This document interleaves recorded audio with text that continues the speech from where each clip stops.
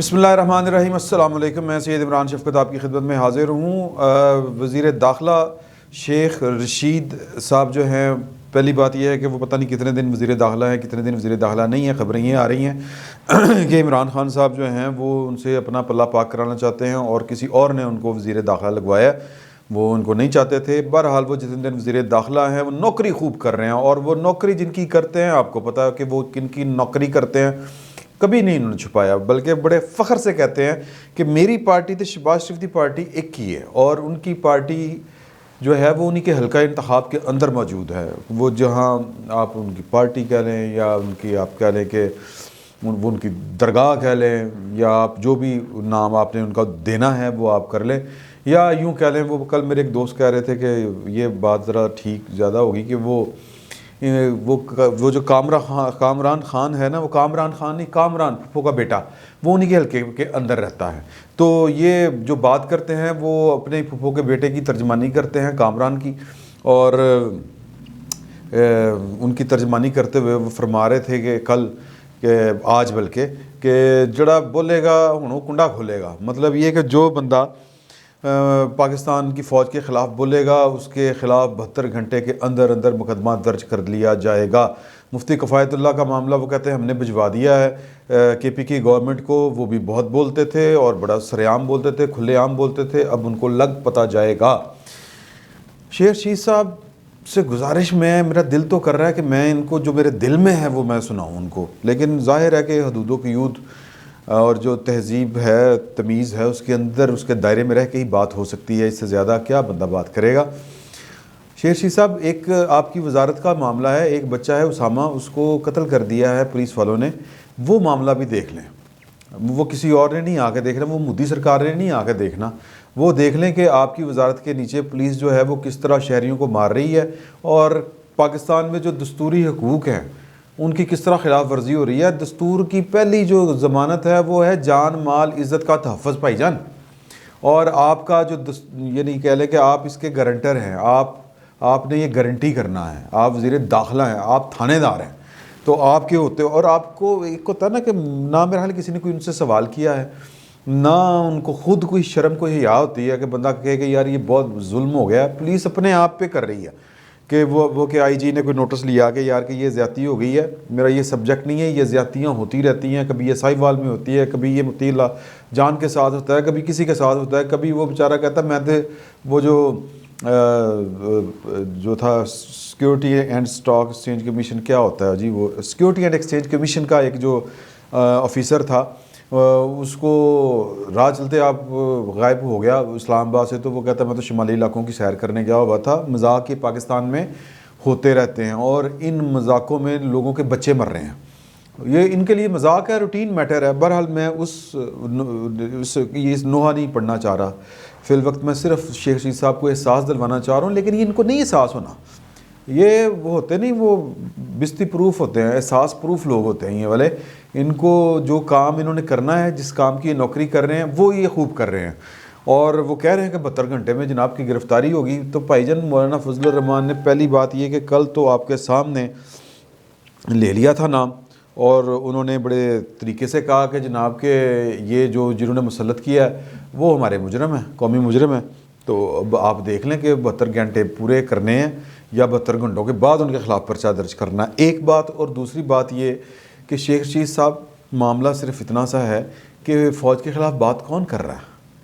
کوئی بات نہیں کرتا فوج کے خلاف، نہ کسی کو کوئی شوق ہے فوج کے خلاف بات کرنے کا، لیکن معاملہ یہ ہے کہ جب یہاں پہ آپ اپنی حقوق کی بات کریں، مثال کے طور پہ مجھے یاد آ رہا ہے کہ چونکہ یہ اسلام آباد میں وہ ایک بچے والا واقعہ ہو گیا سامنے والا، جب یہ پولیس نے ایک کارروائی کی تھی سی ٹی ڈی والے نے، کاؤنٹر ٹیررزم ڈپارٹمنٹ والوں نے، اور غالباً وہ کوئی طاہر صاحب تھے، میں نام بھول رہا ہوں تو میں معافی چاہتا ہوں، جو اس وقت سی ٹی ڈی کے سربراہ تھے، وہ ایس پی یا ڈی آئی جی لیول کے افسر ہیں وہ تھے، اور سائی وال میں وہ کارروائی ہوئی تھی کہ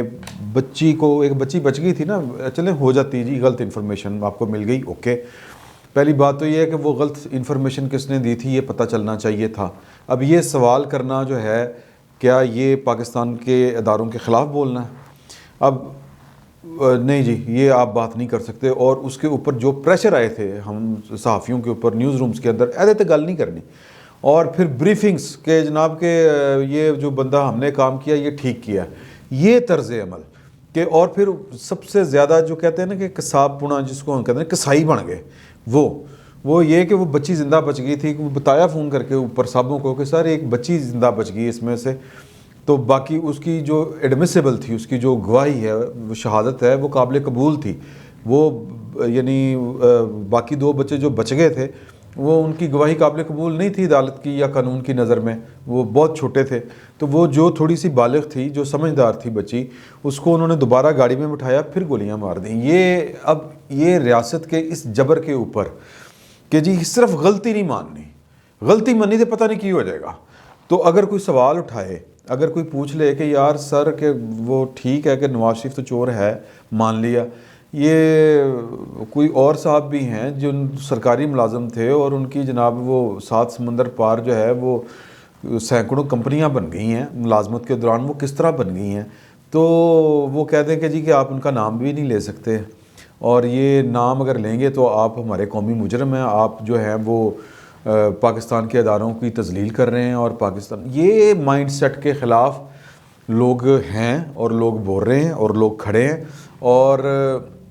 میرا خیال ہے کہ یہ کوئی جرم نہیں ہے۔ اور ویسے بھی جو پی ڈی ایم کے لوگ ہیں وہ جن کو یہ دھمکی سنا رہے ہیں یا جو بات کر رہے ہیں، وہ بطور ادارہ فوج کو تو کوئی بات ہی نہیں کر رہے۔ میں چھوٹا سا آپ کو ایک حوالہ دوں گا کہ پی ڈی ایم کے اندر یہ ساری وہ جماعتیں ہیں جنہوں نے دہشت گردی کے خلاف جو جنگ تھی وہ پاکستان کے اندر لڑی گئی، وہ انسرجنسی تھی ایک طرح سے، وہ مطلب جنگ ہمارا دشمن ویزیبل نہیں تھا، ایک تو نا انڈیا نے حملہ کرتا پھاڑ لو انڈیا نو، یا جناب افغانستان ہے پھاڑ لو، یا امریکہ آ گیا پھاڑ لو لڑ لیں، لیکن یہ دشمن ہمارے پتہ نہیں تھا کہ وہ ہمارے گھر میں موجود تو نہیں ہے۔ مطلب یہ کہ یہ ہوا ہے نا جی کہ باپ جو ہے اس کا کوئی تعلق نہیں ہے لیکن بیٹے جو ہیں وہ طالبان کے ساتھ ملے ہوئے ہیں، اور وہ نظریاتی طور پہ سمجھتے ہیں کہ طالبان ٹھیک ہے۔ ہم نے وہ جنگ لڑی، اور جن پارٹیوں نے آپ کے ساتھ مل کے جنگ لڑی جن کے بچے مرے، یہ اے این پی والے، میاں افتخار صاحب کا بیٹا شہید ہوا، اور کیا تھا یہ جو وزیر داخلہ صاحب کہہ رہے ہیں کہ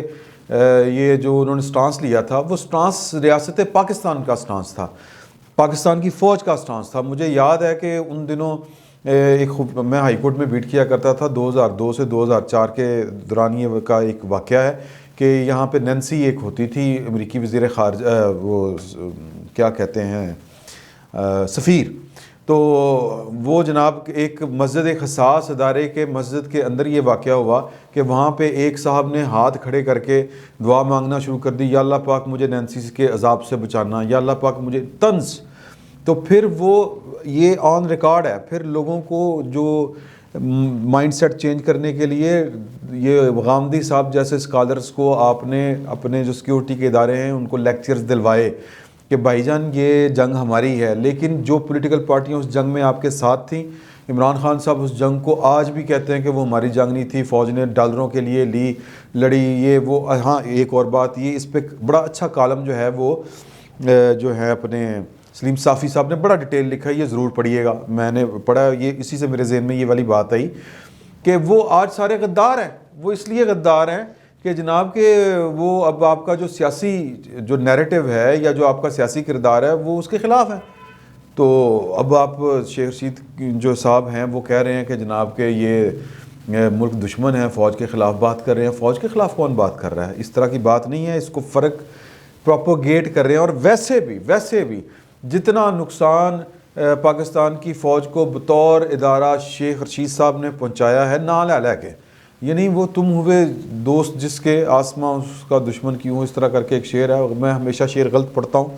اور میں اس کی معافی چاہتا ہوں، میرا پروڈیوسر پیچھے کھڑا ہنس رہا ہے اور مجھے یوں بھی اس نے کہا ہے، اس کو شعر بڑے اچھے آتے ہیں، لیکن وہ یار سیدھی جی گل ہے کہ دانا دشمن جو ہے وہ ہونا چاہیے، نادان دشمن جو ہے وہ بھی میں غلط مثال دے رہا ہوں، آئی ایم سوری، برحال جو بھی ہے، میں صرف یہ بات بتانا چاہ رہا ہوں کہ شیخ رشید صاحب نے